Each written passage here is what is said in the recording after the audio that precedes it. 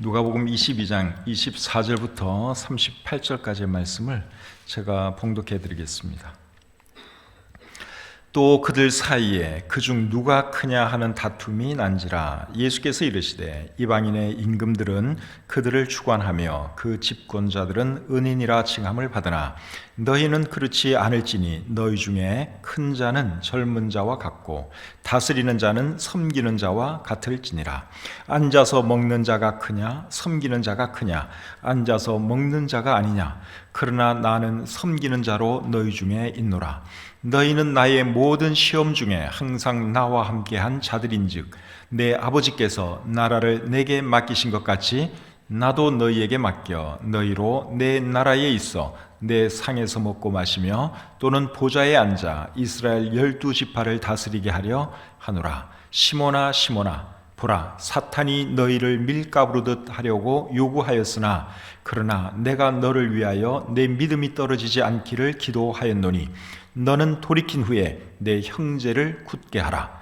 그가 말하되 주여 내가 주와 함께 오게도 죽는 데에도 가기를 각오하였나이다.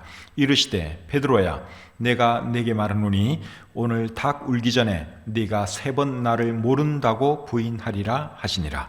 그들에게 이르시되 내가 너희를 전대와 배낭과 신발도 없이 보내었을 때에 부족한 것이 있더냐? 이르되 없었나이다. 이르시되 이제는 전대에 있는 자는 가질 것이요 배낭도 그리하고 검 없는 자는 겉옷을 팔아 살지어다.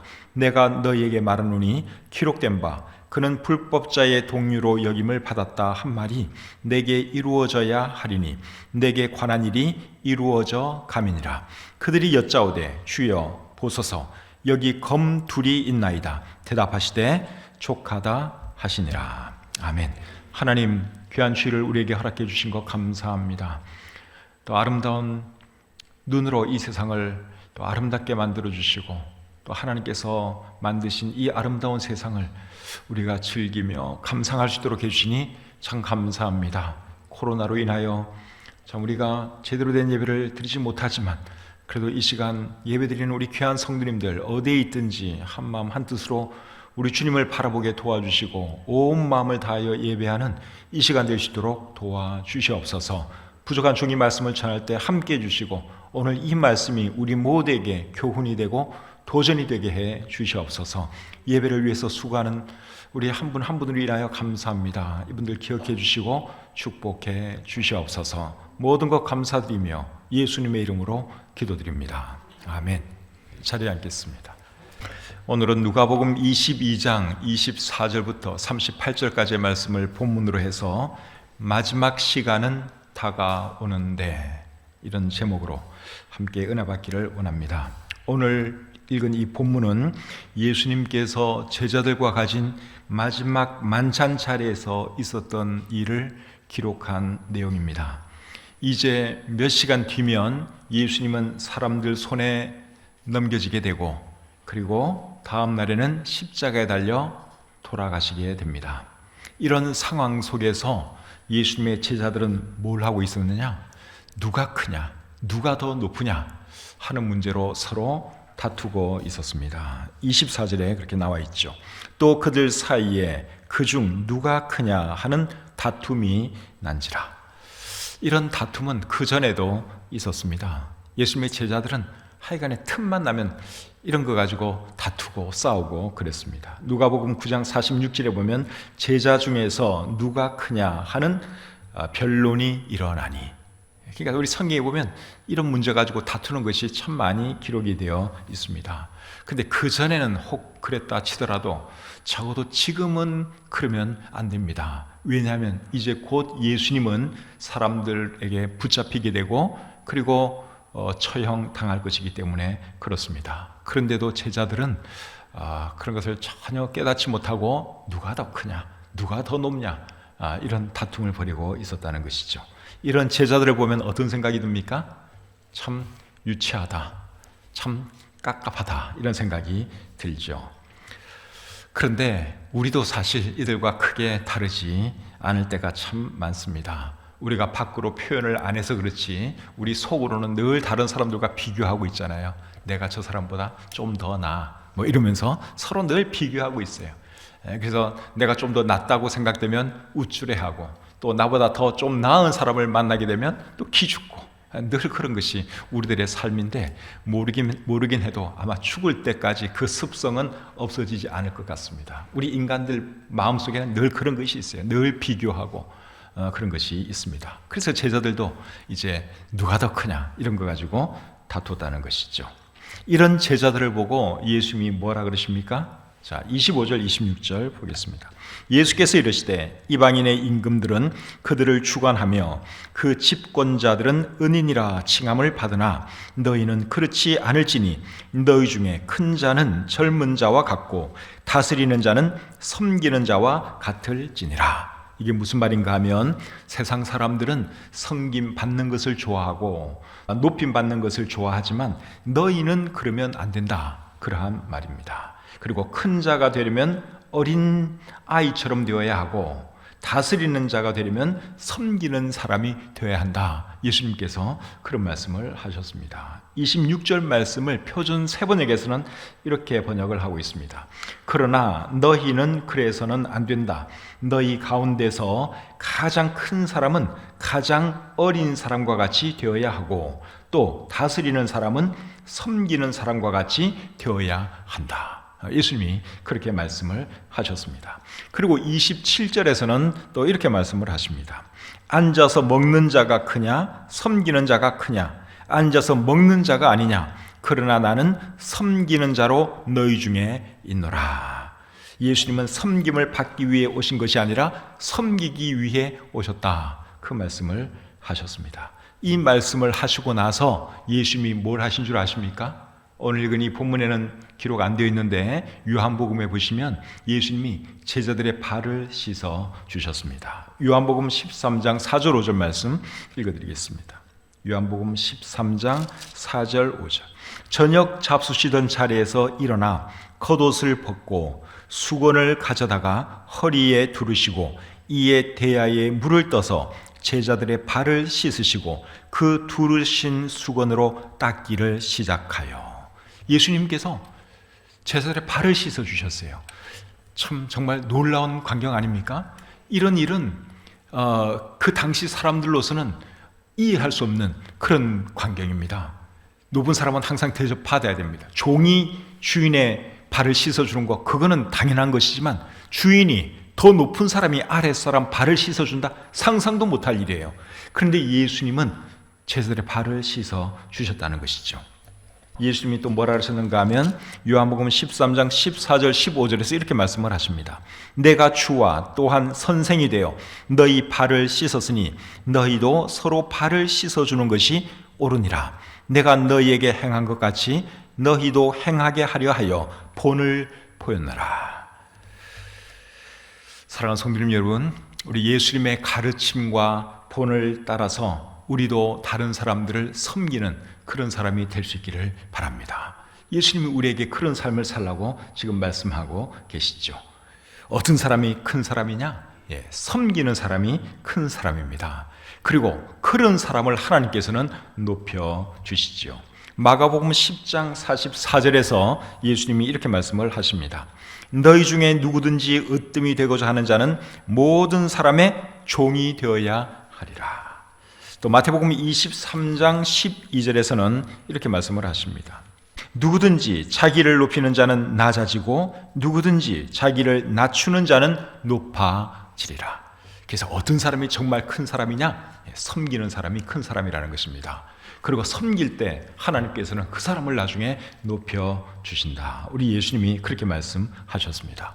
예수님도 자신을 낮추셨더니 결국 어떻게 되셨어요? 하나님께서 예수님을 높여주셨죠. 빌립보서 2장 6절부터 11절에 그 말씀이 기록되어 있는데 제가 한번 읽어드리겠습니다. 그는 근본 하나님의 본체시나 하나님과 동등됨을 취할 것으로 여기지 아니하시고 오히려 자기를 비워 종의 형체를 가지사 사람들과 같이 되셨고 사람의 모양으로 나타나사 자기를 낮추시고 죽기까지 복종하셨으니 곧 십자가에 죽으심이라. 이러므로 하나님이 그를 지극히 높여 모든 이름 위에 뛰어난 이름을 주사 하늘에 있는 자들과 땅에 있는 자들과 땅 아래에 있는 자들로 모든 무릎을 예수의 이름에 꿇게 하시고 모든 입으로 예수 그리스도를 주라 시인하여 하나님 아버지께 영광을 돌리게 하셨느니라. 예수님이 자신을 낮추셨더니 하나님께서 예수님을 높여주셨습니다. 우리도 마찬가지입니다. 우리가 자신을 낮추고 다른 사람들을 기꺼이 섬기는 삶을 살면 하나님께서 우리를 높여주실 줄 믿습니다. 자, 본문 28절부터 30절 계속 보겠습니다. 너희는 나의 모든 시험 중에 항상 나와 함께한 자들인즉 내 아버지께서 나라를 내게 맡기신 것 같이 나도 너희에게 맡겨 너희로 내 나라에 있어 내 상에서 먹고 마시며 또는 보좌에 앉아 이스라엘 12지파를 다스리게 하려 하노라. 자, 방금 읽은 이 말씀의 내용은 뭡니까? 예수님께서 제자들을 높여주시겠다 하는 말씀이죠. 근데 이 말씀은 언제 이루어질 말씀인가 하면 예수님께서 다시 오실 때 이루어질 말씀입니다. 마태복음 19장 28절에서는 예수님이 이렇게 말씀을 하세요.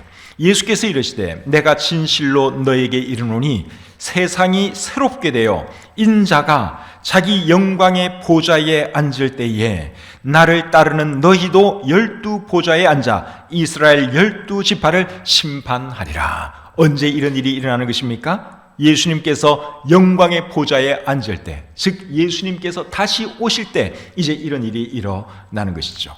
예수님께서 다시 오시면 이 땅 위에 천년 왕국이 시작됩니다. 그때 우리는 주님과 함께 왕노릇하게 되는 것이죠. 천년 왕국에 대해서는 요한계시록 20장 6절에 이렇게 말씀하고 있습니다. 이 첫째 부활에 참여하는 자들은 복이 있고 거룩하도다. 둘째 사망이 그들을 다스리는 권세가 없고 도리어 그들이 하나님과 그리스도의 제사장이 되어 천년 동안 그리스도와 더불어 왕노릇하리라. 예수님께서 다시 오시면 우리가 주님과 함께 천년 동안 왕노릇할 것이라고 말씀하고 있습니다. 그런데 우리가 주님과 함께 왕노릇하기 위해서는 주님과 함께 고난을 받아야 합니다. 본문 28절에 보시면 예수님께서 제자들에 대해서 이렇게 말씀을 하세요. 너희는 나의 모든 시험 중에 항상 나와 함께한 자들이다. 예수님이 그렇게 말씀을 하십니다. 28절 말씀을 표준 세 번에게는 이렇게 기록하고 있습니다. 너희는 내가 시련을 겪는 동안에 나와 함께 견디어온 사람들이다. 그렇기 때문에 너희는 나와 함께 다스리는 자가 될 것이다. 나와 함께 왕노릇하게 될 것이다. 그러한 말씀이죠. 너희가 나와 함께 고난을 당했기 때문에 너희들 나중에는 다스리는 자들이 될 것이다. 왕노릇하게 될 것이다. 예수님이 그렇게 말씀을 하셨습니다. 그렇다면 우리도 어떤 삶을 살아야겠습니까? 예수님과 함께 기꺼이 고난당하는 삶을 살아야 하는 것이죠. 로마서 8장 17절 중간부터 보시면 우리가 그와 함께 영광을 받기 위하여 고난도 함께 받아야 할 것이니라. 현재의 고난은 장차 우리에게 나타날 영광과 비교할 수 없도다. 그렇게 말씀하고 있습니다.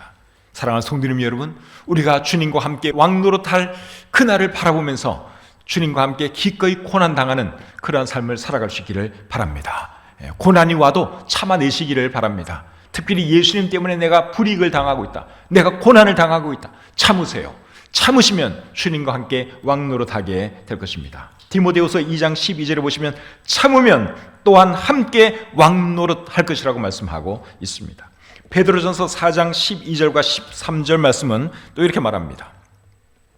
사랑하는 자들아, 너희를 연단하려고 오는 불시험을 이상한 일 당하는 것 같이 이상히 여기지 말고 오히려 너희가 그리스도의 고난에 참여하는 것으로 즐거워하라. 이는 그의 영광을 나타내실 때에 너희로 즐거워하고 기뻐하게 하려 함이라.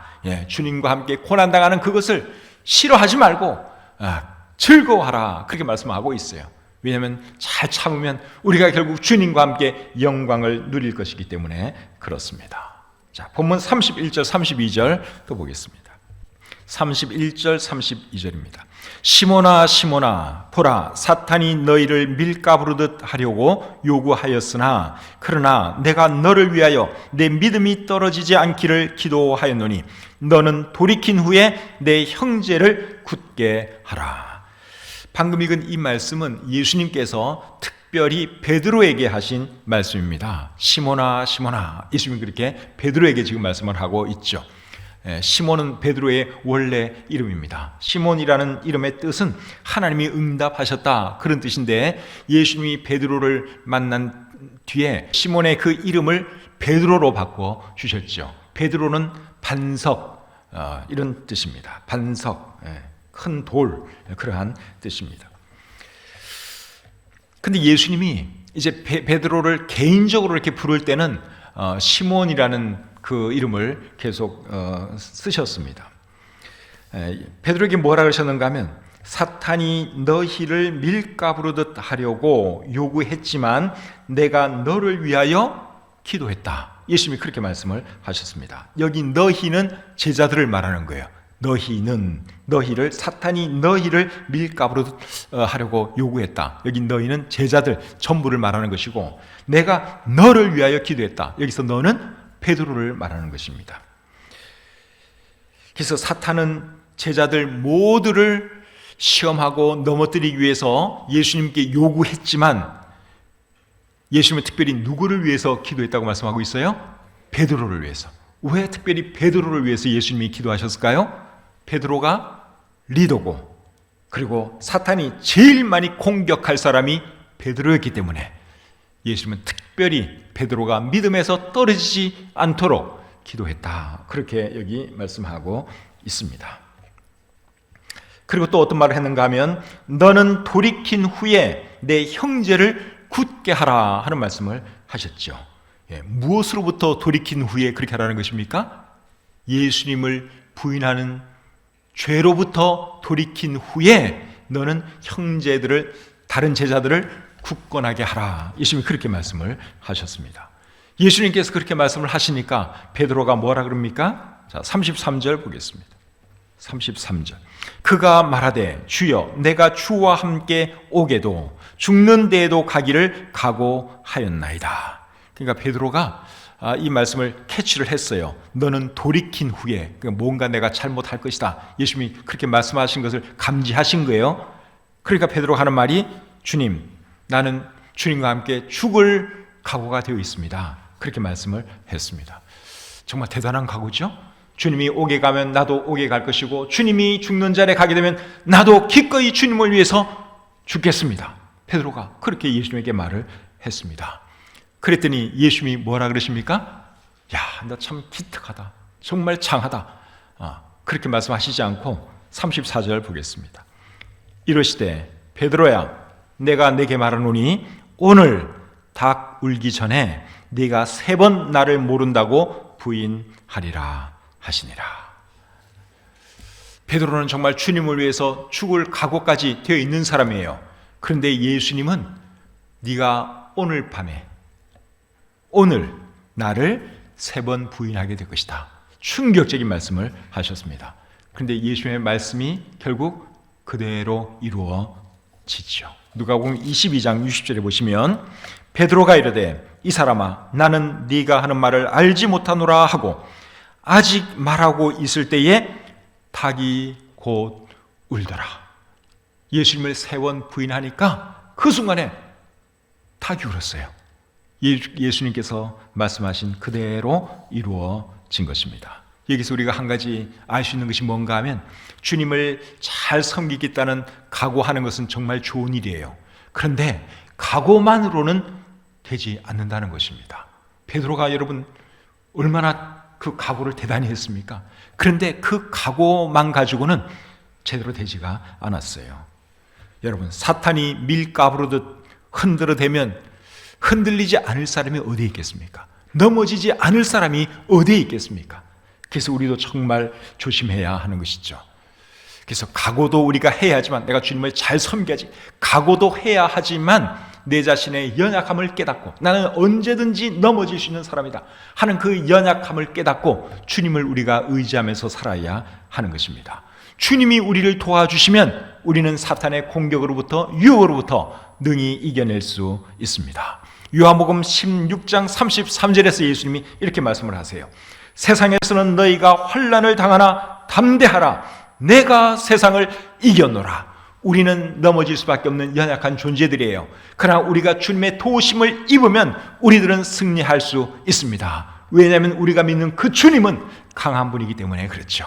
사탄을 이미 이긴 분이기 때문에 그렇습니다. 요한 1서 5장 4절에서는 또 이렇게 말씀을 합니다. 무릇 하나님께로부터 난 자마다 세상을 이기느니라. 세상을 이기는 승리는 이것이니 우리의 믿음이니라. 우리의 믿음이 세상을 이기고 사탄의 공격을 이겨낼 수 있다고 말씀하고 있습니다. 여기 믿음은 무슨 믿음입니까? 주님을 바라보는 믿음, 주님을 의지하는 그 믿음을 말하는 것이죠. 그래서 우리는 정말 약한 존재예요. 아무리 다짐을 하고 각오를 한다고 해도 사탄이 우리를 흔들어대면 넘어집니다. 그래서 우리가 주님을 바라봐야 하는 거예요. 주님을 의지해야 하는 것입니다. 시련이나 고난이나 유혹이 있을 때 여러분 주님의 도우심으로 승리하는 저와 여러분들이 될 수 있기를 바랍니다. 오늘 본문 32절에서 주님은 베드로를 위해서 기도했다 그렇게 말씀을 했는데 그 주님은 우리를 위해서도 기도하고 계십니다. 히브리서 7장 25절에 보시면 이는 그가 항상 살아계셔서 그들을 위하여 간구하심이라 그렇게 말씀하고 있습니다. 여기 그들 속에는 우리도 포함되는 것이죠.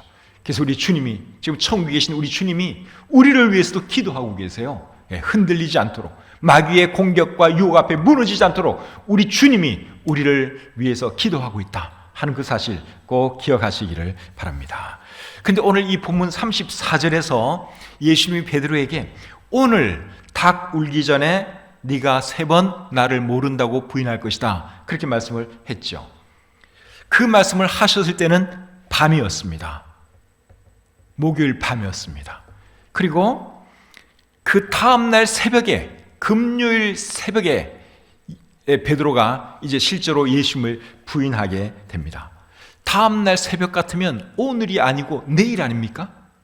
그렇죠. 지금 이 말씀은 목요일 밤에 말씀을 하셨어요. 그런데 베드로는 금요일 새벽에 예수님을 부인했습니다. 그러면 내일 네가 3번 나를 부인할 것이다 그렇게 말을 하는 것이 옳은데 예수님은 오늘 네가 나를 3번 부인할 것이다 그렇게 말을 했어요. 왜 그런 줄 아십니까? 왜 오늘이라는 줄 아세요?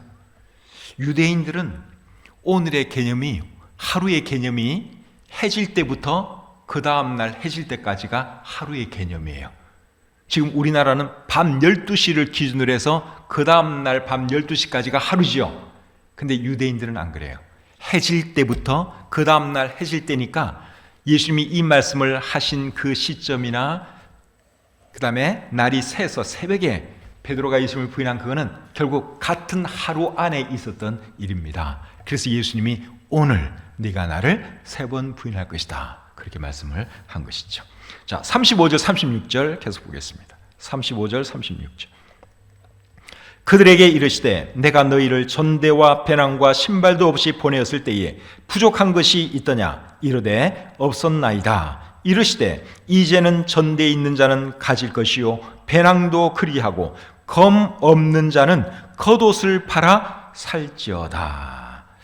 누가복음 9장 3절을 보시면 예수님께서 12제자를 파송하실 때 아무것도 가지고 가지 말고 그냥 가라 그렇게 말씀을 하셨어요. 지팡이도 필요 없고 배낭, 돈지갑, 신발, 옷 필요 없고 그냥 가라고 예수님이 말씀을 하셨습니다. 그래서 제자들이 아무것도 안 가지고 그냥 갔어요. 그런데 부족한 것이 없었어요. 사람들이 이렇게 도와주고 해서 결국 전도 여행을 잘 마칠 수가 있었죠. 그런데 이제는 예수님이 뭐라 그러시는가 하면 모든 것을 준비하라고 말씀하고 있습니다. 심지어 칼도 준비하라고 말씀하고 있습니다. 그렇게 말씀하시는 이유가 뭘까요? 37절 내가 너에게 말하노니 기록된 바 그는 불법자의 동류로 여김을 받았다 한 말이 내게 이루어져야 하리니 내게 관한 일이 이루어져 감이니라. 왜 예수님이 모든 것들을 다 준비하라고 말씀을 하셨는가 하면 예수님이 불법자의 동류로 여김을 받았다 하는 이 말씀이 이루어질 때가 거의 되었기 때문에 모든 것들을 준비하라 그렇게 말씀을 하신 것입니다. 다시 말씀드리면 예수님께서 처형될 시간이 이제 얼마 남지 않았기 때문에 너희가 이런 것들을 준비해야 할 것이다. 예수님이 그렇게 말씀을 하신 것이죠. 예수님이 불법자의 동류로 여김을 받았다 하는 이 표현은 이사야 53장 12절에 나오는 표현입니다. 거기 보시면 그가 자기 영혼을 버려 사망에 이르게 하며 범죄자 중 하나로 헤아림을 받았음이니라. 그래서 예수님이 범죄자처럼 처형당하셨잖아요. 근데 그 말씀이 이사야서에 예언되어 있는데 이제 그 시간이 얼마 남지 않았다.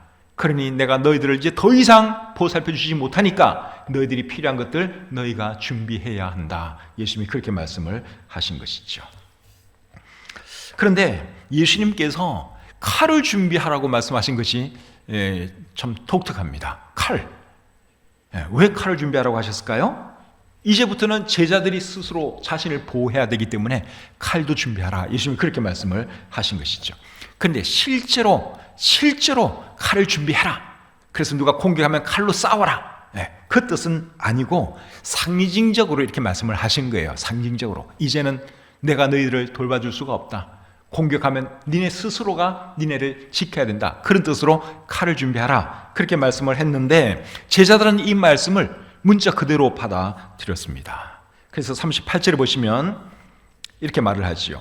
그들이 여짜오되 주여 보소서 여기 검 둘이 있나이다. 예수님이 칼 준비하라 그러니까 제자들은 진짜 칼로 이제 이해를 했어요. 그러면서 주님 여기 칼 두 자루가 있습니다. 예수님에게 그렇게 말을 했죠.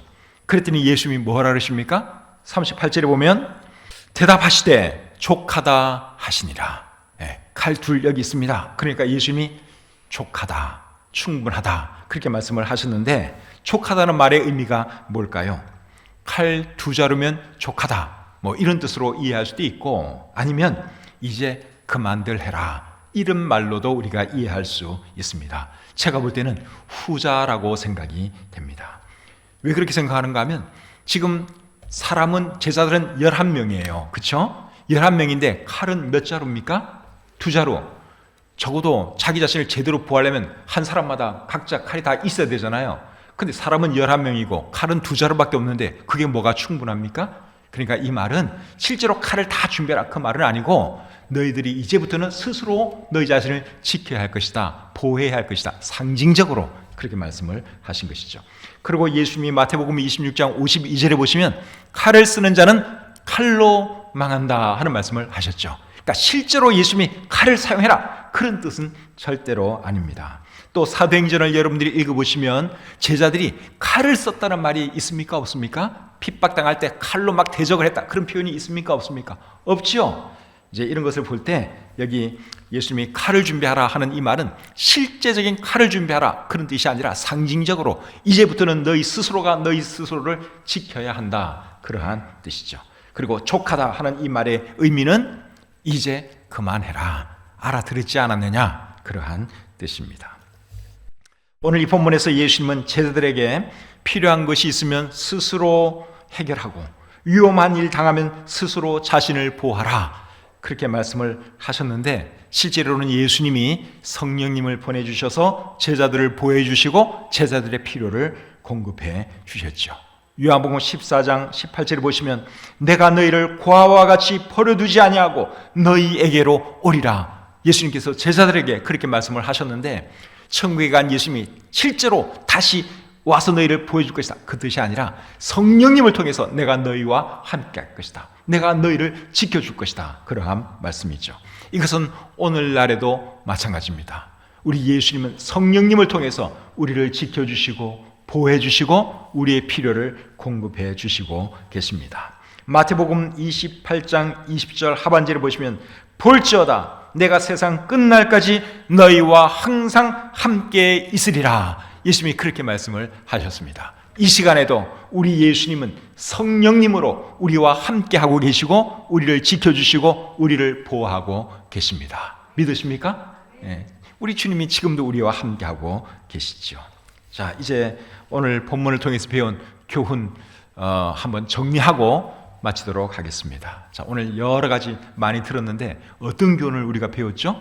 첫 번째 배운 교훈은 큰 자가 되려고 하지 말고 섬기는 자가 되어라 하는 것이고, 두 번째는 예수님과 함께 고난당하는 삶을 살아라 하는 교훈 우리가 배웠습니다. 세 번째는 예수님의 도우심으로 사탄의 공격과 유혹을 이겨내라 하는 거 배웠고, 네 번째는 문제를 스스로 해결하려고 하되 주님께서 돕고 계신다는 것을 잊지 마라 하는 것을 우리가 배웠습니다. 오늘 들은 말씀 잘 기억하시고 실천하셔서 승리하는 삶 살아가시는 저와 여러분들이 되시기를 우리 주님의 이름으로 축복합니다. 기도하겠습니다. 하나님 아버지, 오늘 이 말씀을 통해서 또 우리에게 여러 가지 귀한 교훈 가르쳐 주시니 참 감사합니다.